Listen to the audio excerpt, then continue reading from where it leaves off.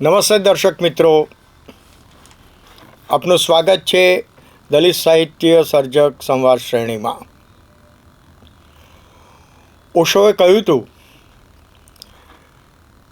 કે મેં તો બહુ ચલા, બીજ બીજ ન રહી જાય. ભાઈ, હું તો એક આ બી છે એ વાવીને ચાલ્યો. હવે એ બી ન રહેવું જોઈએ, એમાંથી છોડ થવો જોઈએ, છોડમાંથી વૃક્ષ થવું જોઈએ અને વૃક્ષમાંથી વટવૃક્ષ થવું જોઈએ. સાહિત્યની બાબતમાં પણ આ જ છે કે આપણા જેટલા પણ સાહિત્યકારો છે એ સાહિત્યકારોએ જે કંઈ ખેડાણ કર્યું છે, સર્જન કર્યું છે, અને આટલું બધું લાંબુ ખેડાણ પછી ભાથું આપ્યું છે, એ નવી પેઢીને એના અભ્યાસમાં કે બીજી રીતે એના જ્ઞાનમાં વધારો થાય, એના માટે ઉપયોગી બને, એના માટે જે દલિત સાહિત્યકારોએ ખેડાણ કર્યું છે એમના માટેની આપણે આ એક શ્રેણી લઈને આવ્યા છે. આજે અગ્રીમ હરોળના જે સાહિત્યકારો છે એ સાહિત્યકારોમાં જેમની ગણના થાય છે એવા દલપત ચૌહાણ, ખૂબ જાણીતું નામ, સમગ્ર ગુજરાતમાં તો ખરું જ પણ ગુજરાત બહાર પણ, કારણ કે એમના પુસ્તકો, એમની રચનાઓ, એમનું સર્જન દેશ અને વિદેશમાં અને બીજા પ્રદેશોમાં પણ ખૂબ પોંખાયું છે, વંચાયું છે. એવા દલિત સાહિત્ય સર્જક દલપત ચૌહાણ સાથે આજે આપણે વાર્તાલાપ કરીશું. દલપતભાઈ, આપનું આ શ્રેણીમાં હાર્દિક સ્વાગત છે. નમસ્કાર. દલપતભાઈ, સામાન્ય રીતે આપનું નામ સાહિત્યકારોમાં તો ખરું જ, પણ આમ જનતામાં પણ ખૂબ આગળ વધેલું છે. એ ચાહે વિદ્યાર્થી જગત હોય, નાગરિકો હોય કે મહિલાઓ હોય, એ તમામમાં એનું કારણ એ જ છે કે આપનું સાહિત્ય એટલું બધું વંચાય છે અને એ સાહિત્યના કારણે આપનું નામ પણ એટલું જ ઉજાગર થયેલું છે. એટલે પરિચયના આપ મોહતાજ તો નથી જ, છતાં એ પરિચય અમે આપના મુખે જ સાંભળવા માગીએ છીએ. તો દલપતભાઈ, આપનો જન્મ, વતન અને અભ્યાસ વિશે અમારા દર્શક મિત્રોને કેટલીક માહિતી આપશો? નમસ્કાર દર્શક મિત્રો. નમસ્કાર પ્રવીણભાઈ. નમસ્કાર. તમે આ સવાલ પૂછો જન્મ વિશે, અભ્યાસ વિશે, સર્જન વિશે, એ વાતમાં મારે કહેવાનું કે બધા જન્મે છે એમ હું પણ જન્મ્યો. પણ ક્યાં જન્મ્યો? એવા અંતરિયાળ ગામ, ખેરાલુ તાલુકાના, ખેરાલુથી સિદ્ધપુર જવાના માર્ગ વચ્ચે આવતું ગામ મંડાલી, અને એકદમ પછાત, અને તે પણ આઝાદી પૂર્વેનું ગામ. એટલે ત્યાં દલિતો માટે તો આભડછેટનો એટલો બધો પ્રભાવ કે તમે જન્મ્યો તો એમ કહેવાય કે ફલાણાના ત્યાં ફલાણો જન્મ્યો. હું પેલા શબ્દોનો પ્રયોગ નથી કરતો. યસ. એટલે આ થાય એ જગ્યાએ હું જન્મ્યો 1940. એ વખતે યુદ્ધ ચાલતું હતું, વિશ્વમાં યુદ્ધ ચાલતું હતું. આપણે ત્યાં પણ યુદ્ધ ચાલતું હતું, અંગ્રેજો સામે ગાંધીજી ચલાવતા હતા અને દલિતોના ધંધા પડતા જતા હતા. હું વણકર જાગૃતિમાંથી આવું છું. એટલે મિલોએ જે હુમલા કર્યા અને એ હુમલાઓના લીધે વણકરીનો ધંધો એકદમ પડી ભાગ્યો. અને એ વખતે લોકો પાસે ફક્ત હાથશાળ હતી, મશીન નહોતા નહીં. અને ફટકાશાળ પણ ગુજરાતમાં છે 1944માં આવે છે, નંદાસણમાં. એટલે કે બધા એ પહેલાં, અને હું તો 1940માં પેદા થયો. મારા બાપા પણ ધીરે ધીરે મિલો તરફ આકર્ષાયેલા અને એ તરફ જવાની વૃત્તિમાં, એટલે સિદ્ધપુર ઘણીવાર જતા. ત્યાં મને પાણીની ભીખ માગવાની શરૂઆતથી કરી. એટલે દલિત તરીકે અમે પાણીની ભીખ મેં જોઈ. હું મા સાથે લોટો લઈને ગામ કૂવે પાણી માગવા જતા.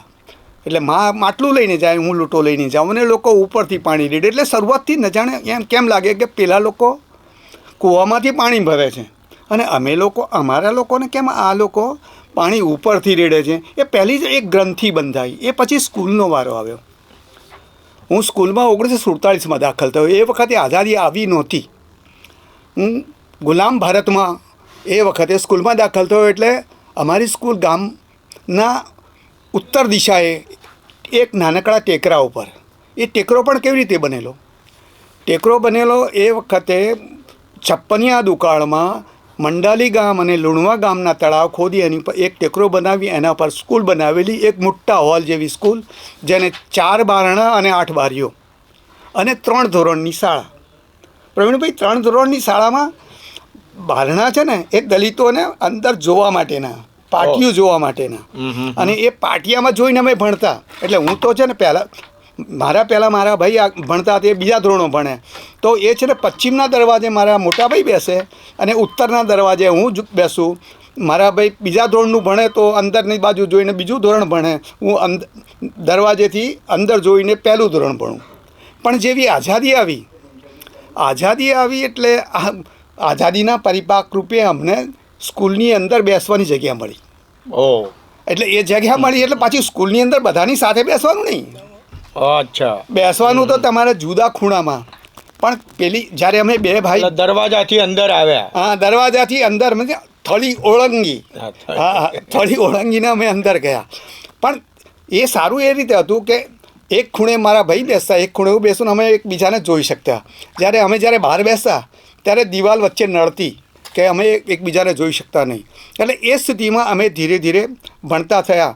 પણ એ પછી આઝાદીએ અમને બીજું પણ આપ્યું કે અમે લોકો વિચારતા થયા, અને અમે ભલે અંદર ગયા પણ વાસમાં અમે એક નવો વિચાર ઊભો થયો કે ભાઈ આઝાદી આવી તો આઝાદી છે શું?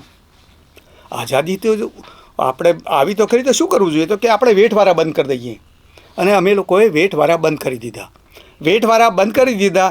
એના લીધે ગામે હોળીના દિવસે અમારા મહલ્લા ઉપર હુમલો કર્યો અને અમારા લવજીનું ઘર સળગ્યું. મારા બાપા પણ તલવાર લઈને નીકળેલા. હું નાનો હતો તો હું જોતો હતો.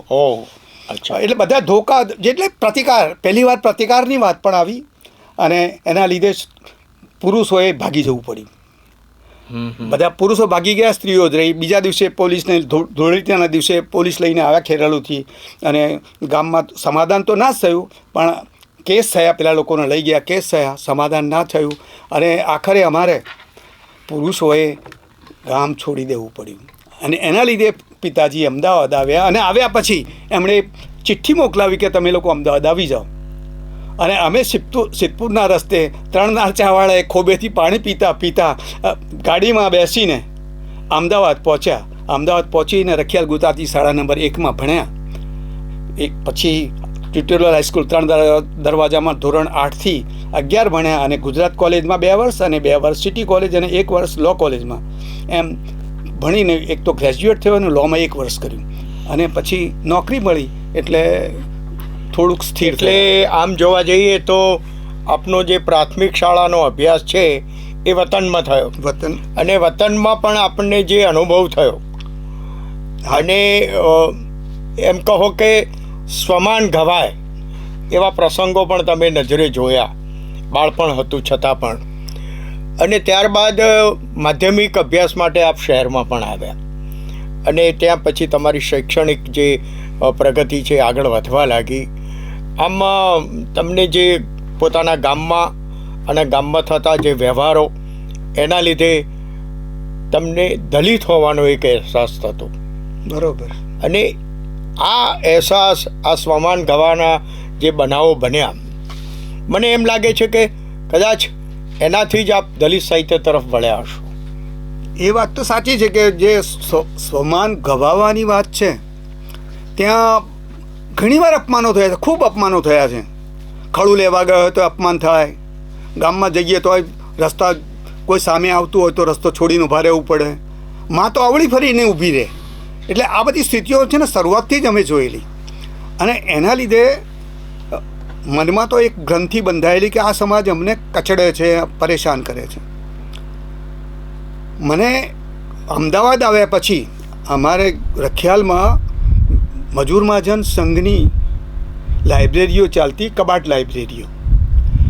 લાઇબ્રેરીઓ, અને મને વાંચવાનો શોખ ન જાણે કેમ બાળપણથી જ. ગરીબી એ અમને પરેશાન કરે, એથી વાંચવા તરફ વળ્યા હોય કે બીજી ઘણી બાબતો હોય કે તેમાં પુસ્તકો મળતા રહ્યા, એના લીધે અમે વાંચતા. એટલું બધું વાંચ્યું. એ પછી તો ખૂબ વાંચ્યું. અમદાવાદની જેટલી લાઇબ્રેરી છે, MJ લાઇબ્રેરી, સાયપુરની લાઇબ્રેરી, દાદાભાઈ નવરોજી લાઇબ્રેરી, અમારા ત્યાંની રખિયાલમાં ચાલીઓમાં રહેલી કબાટ લાઇબ્રેરીઓ, બધી ખૂબ ફેંદીને ખૂબ વાંચ્યું. શું વાંચ્યું એની તો વાત જ નહીં કરજો. જે હાથમાં આવ્યું એ વાંચ્યું. ગુજરાતી, હિન્દી આ 2 ભાષામાં મને જે મળ્યું એને હું ખૂબ વાંચતો રહ્યો. ક્યારેક ક્યારેક ધાર્મિક પુસ્તકો પણ ખૂબ વાંચ્યા. અને એના લીધે આ બધું વાંચ્યાથી મને લાગ્યું કે આમાં અમે તો ક્યાંય દેખાતા નથી. દલિતો કે પછાત વર્ગની વાત તો આવતી નથી. ક્યારેક કોઈક વાત આવે તો એકલવ્યની વાત આવે તો કે એકલવ્યનો તો અંગૂઠો કાપી લીધો. સંબુકની વાત આવે તો રામે કે સંબુકનું માથું કાપી લીધું. તો કે આપણે કોઈ વીર નથી, આપણું ઘર નથી, બહાર નથી, આપણા કોઈની વાત નથી કરી. ત્યાં ગાંધીવાદી સાહિત્યકારોની વાત થઈ કે 1935માં જે લખાયું અને 1935 પછીના ગાળામાં જે સાહિત્ય આવ્યું એમાં ક્યાંક ક્યાંક આપણી વાતો આવી. ખેમી લઈએ કે પ્રેમચંદજીનું છે ઠાકુર કા કુવાથી લઈને કફન સુધીની વાર્તાઓનું લઈએ કે રવ દેસાઈની કથાઓમાં કે સ્નેહરસની નવલકથાઓ અંતરપટમાં કે એવી બધી જગ્યાએ આપણે દલિત ક્યાંક ક્યાંક દેખાયા, પણ બીજાએ કોઈ મન દઈને ક્યાંક મારો કથાનાયક ના મળ્યો. એટલે આપણને તો મૂંઝવણ થાય. આપણે કંઈ સાહિત્યકાર થવા તો સર્જાયા નહોતા. એ લોકો તો કહે છે સાહિત્યકાર તો જન્મે છે, કવિ જન્મે છે. આપણે તો જન્મ્યા હતા, પણ આપણે તો દલિત જન્મ્યા, એટલે કવિ થવાની તો વાત આવી નહીં. પણ પછી ખૂબ વાંચ્યા પછી એમ થયું કે સાલું આપણે પણ લખવું જોઈએ. યસ, એ લખવાનું અંદરથી. અને એમાં એક થયું કે પેન્થરની મોમેન્ટ થઈ. પેન્થરની મોમેન્ટમાં રાજા ઢાલે ને વામન નિંબાળકર ને માઈ સાહેબ આંબેડકર ને આ બધા લોકો અહીંયા આવ્યા, ગુજરાતમાં આવ્યા. એ વખતે વામન નિંબાળકર જોડે મારે થોડી વાત થઈ, રાજા ઢાલે સાથે પણ વાત થઈ ને એ લોકો કવિતાઓ વાંચી, મરાઠીમાં વાંચેલી, ખબર નહીં પડી કે એમને શું વાંચ્યું, પણ મજા આવી સાલું. અને બહુ જુસ્સાથી અને પ્રેમથી વાંચતા હતા. એના લીધે મને થયું કે સારું આપણે પણ લખવું જોઈએ. અને ત્યાં મને આર્તનાદ નામના મેગેઝિનમાં, એટલે 15 દિવસે ચાલતું, એ જેઠાલાલ જાદવ ને ડૉક્ટર લોધા ને એ ચલાવતા હતા. પણ એ રમેશચંદ્ર પરમારના હાથમાં આવ્યું. કેમ કે જેઠાલાલ જાદવને એમના સામાજિક કાર્યોના લીધે એમને જેલમાં લઈ ગયેલા. કે એ છે ને બહુ એગ્રેસિવ નેતા હતા આપણા. તો એ જેલમાં ગયા એ વખતે આ મેગેઝિન રમેશભાઈના હાથમાં આવ્યું. એમણે કહ્યું કે કવિતા લખો. તો એમણે એક દલિત કવિતા નામનો કોર્નર બનાવ્યો અને એમાં છે ને પહેલી કવિતા મનસુખ વાઘેલાની છપાઈ. અને એ પછી મને કહ્યું યાર દલપતભાઈ તમે લખો ને, યાર મનસુખ લખે તો બરાબર છે પણ તમે લખો. અને મેં લખી વ્યથા નામની કવિતા. અને એ વ્યથા આજે ઇન્દિરા ગાંધી ઓપન યુનિવર્સિટી દિલ્હીમાં હિન્દીમાં ચાલે છે. બીજી કવિતા મહારાષ્ટ્રના 12મા ધોરણના સિલેબસમાં વિવિધ ભારતીમાં ચાલે છે. એવી રીતે ઘણી મારી કવિતાઓ છે ને તો ગુજરાતી, હિન્દી, ઉર્દુ, અંગ્રેજી, બધી ઘણી ભાષાઓમાં. એટલે ટૂંકમાં આપણની જે સર્જન યાત્રા શરૂ થઈ એ સર્જન યાત્રામાં આપે કહ્યું તે પ્રમાણે પ્રથમ કૃતિ આપની આર્તનાદમાં છપાઈ. ત્યારે આપણે પોતાને કેવું આમ લાગ્યું હતું મનમાં? એમ થયું કે પ્રથમ કૃતિ આપણી આવી છે, ચાલો પ્રથમ કૃતિ આવી એટલે કે આપણે લખો. અને આપણે લખો એવું નહીં, આપણે બીજા લોકોને સાથે લો. કારણ કે વામન નિંબાળકર ને રાજા ઢાલે ને બીજા 2-3 કવિઓ હતા, બધા સાથે હતા, આખું જૂથ હતું. તો આપણું પણ જૂથ હોવું જોઈએ એવું મનમાં થયું. અને હવે 1-2 મિત્રો મળી ગયા. દાખલા તરીકે નીરવ પટેલ છે, પ્રવીણ ગઢવી છે. અને પછી અમે લોકોએ નક્કી કર્યું કે ચાલો આપણે એક પણ મેગેઝિન કાઢીએ. અને અમે આક્રોશ કાઢ્યું. આક્રોશ મેગેઝિન 1978માં આક્રોશ શરૂ કર્યું. એમાં અમે 4 કવિઓ હતા, હું, પ્રવીણ, નીરવ અને યોગેશ જોશી એ પિનાકિન યોગેશ દવે એ પિનાકિન દવેના દીકરા. હવે અમે એ કર્યા પછી એ મેગેઝિન પેન્થરના નામે નીકળ્યું હતું. એટલે અમને થયું કે સારું આપણે પોલિટિક્સમાં રહેવું નથી. આપણે છે ને જુદો સાહિત્યકારોનું એક જૂથ હોવું જોઈએ. એટલે અમે લાલ દરવાજા પોએટ વર્કશોપ બનાવી અને એમાં કાળો સુરત શરૂ કર્યું. એમાં પણ અમે 3 જણા હતા. આ જે મૂળ હતા એ 3 જણા. અને પછી કાળો સુરત ચાલ્યું. અને કાળો સુરત તો લગભગ 14 સરસ ઇસ્યુ થયા. અમે દર 4 મહિને એક ઇસ્યુ બહાર પાડતા, એક પત્રિકા બહાર પાડતા. અહીં કાળો સુરત ચાલ્યું અને એના લીધે કવિતા ચાલી. પછી મને લાગ્યું કે કવિતા એકલાથી કંઈ નહીં ચાલે. કવિતા છે ને ગોળ ગોળ ફેરવીને બધાને ફેરવો એવું નહીં, કંઈ ગદ્યમાં હોવું જોઈએ કે જેથી કરીને તમારે કહેવું હોય, તમારે જે કંઈ સમાજની વાતો, અને મારે તો છે ને સમાજની વાતો કહેવી છે, સમાજને આખો કહેવો છે ને. કવિતામાં આખો સમાજ ના આવે કે એના માટે તો મહાકાવ્ય લખવું જોઈએ. એ મહાકાવ્ય આપણે લખી શકીએ નહીં, કદાચ ના લખી શકીએ. ધાર્યો તો એ વખતની જુદી વાત હતી, પણ લખી શકીએ નહીં એટલે વાર્તા તરફ વળ્યા અને એમાં ચાંદનીએ ટેકો આપ્યો. પછી તો જે બધું લખાતું ગયું એ લખાયું એ ચાંદની, નવનીત, પરબ જે ગુજરાતીના શિષ્ટમાન્ય સાહિત્યના મેગેઝિન હતા એમાં બધી વાર્તાઓ છપાવવા માંડી. અને સાથે સાથે બધા મિત્રો પણ આવતા ગયા. કવિઓમાં જેમ બધા છે ને ભીન અવણકરથી લઈને બીજા ઘણા મિત્રો સાથે સાથે મળ્યા અને એ બધા મિત્રોએ છે ને. તો દલપતભાઈ, તમે જે આ શરૂઆત તો કરી અને પછી કાવ્યમાંથી પછી ગદ્ય તરફ પણ વળ્યા, તો દલિત સાહિત્યની વિભાવના વિશે આપ શું કહેશો?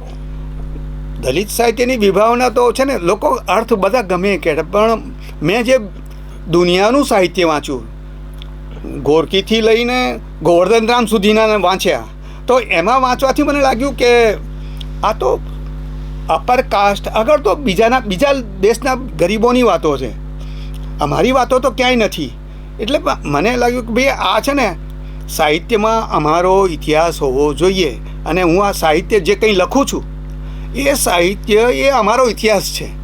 એ કંઈ નવલકથા નથી, નાટક નથી, વાર્તા નથી, કવિતા નથી, કશું જ નથી, પણ અમારો ઇતિહાસ છે ને અમારી વ્યથા અને અમારી કથાઓ છે. એટલે એ રીતે આપ વિભાવનાને જોવો છો. હા, આપનું જે ખેડાણ છે, સર્જન છે, અને આપે જે વાત મૂકી છે, રજૂ કરી છે, એટલે આમ જોવા જઈએ તો 1 કલાક પણ ઓછો પડે, કારણ કે આપના સર્જન પણ એટલા બધા છે.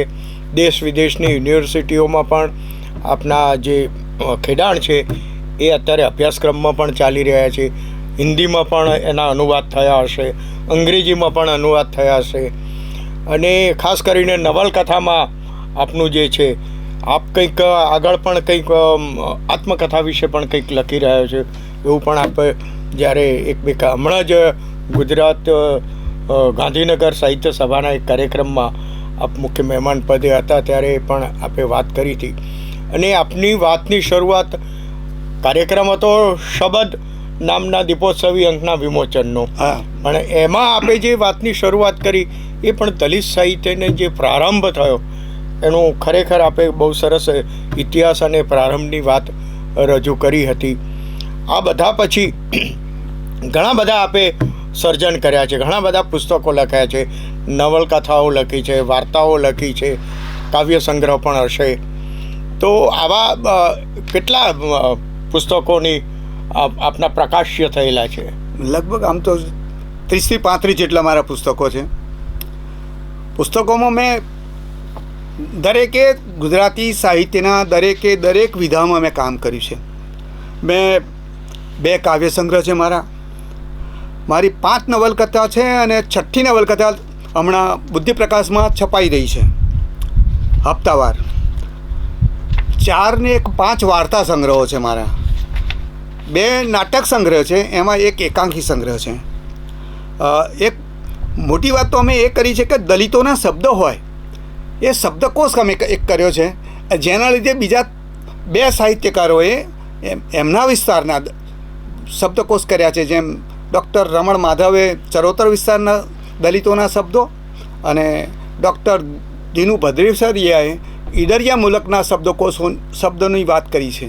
એટલે એ રીતે જોતાં દલિત સાહિત્યનો વ્યાપ જે કંઈ મેં મૂક્યું એની પાછળ બીજા મિત્રો પણ સહકારથી કામ કરે છે. એના લીધે દલિત સાહિત્ય આગળ વધતું રહે છે. વિવેચનમાં પણ મેં કામ કર્યું છે, નિબંધ સંગ્રહ પણ છે, સંપાદનો લગભગ મેં કરે છે. સાહિત્ય અકાદમી દિલ્હી, સાહિત્ય અકાદમી ગાંધીનગર કે બીજા એ લોકોએ જે સંપાદનો કરાવ્યા એમાં મેં સંપાદનો કર્યા છે. મારા પુસ્તકો અંગ્રેજીમાં 3 પુસ્તકો અંગ્રેજીમાં થયા છે. એક તો દિલ્હી સાહિત્ય અકાદમી પુસ્તક કર્યું છે જે મારી મલક નવલકથાનું, જેનું નામ છે હોમલેન્ડ. એક ગીધ નામની નવલકથાનું છે ને પેંગ્વિન રેન્ડમ બુક હાઉસે એ પ્રકાશન કર્યું છે. વાહ. એનું નામ છે વલ્ચર્સ. મારો એક વાર્તા સંગ્રહ પણ પેંગ્વિને કર્યો છે, જેનું નામ છે ફિયર એન્ડ અધર સ્ટોરીઝ.